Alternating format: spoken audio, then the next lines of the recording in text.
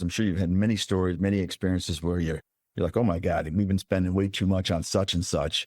And you don't want to make that same mistake again. And you do, or you inherit a new group that you're now managing. You're finding areas of waste.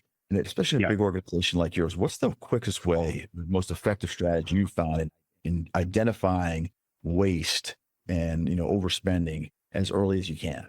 Yeah, that's a great question, Jai. I have a lot of experience with this, especially when new account transitions. So I was in my transitions and transformations role at Cushman.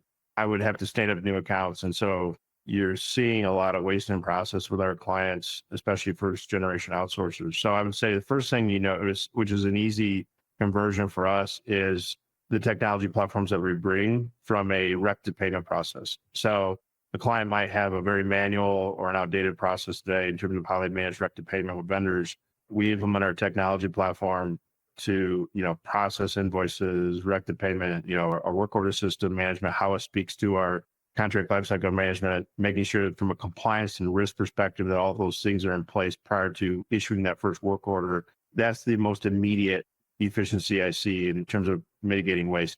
But for me, the area I play in is developing sourcing strategies, right? So I can look at a client spend data by category and tell right away how much we can reduce, like the number of suppliers they're using, for example, because I've done it for so many years.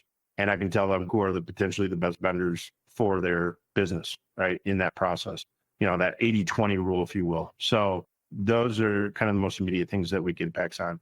And, clients usually in our space are usually hesitant to, change vendors day one because they don't want to disrupt services, which makes sense. But there are some other clients that want us to deliver our value day one.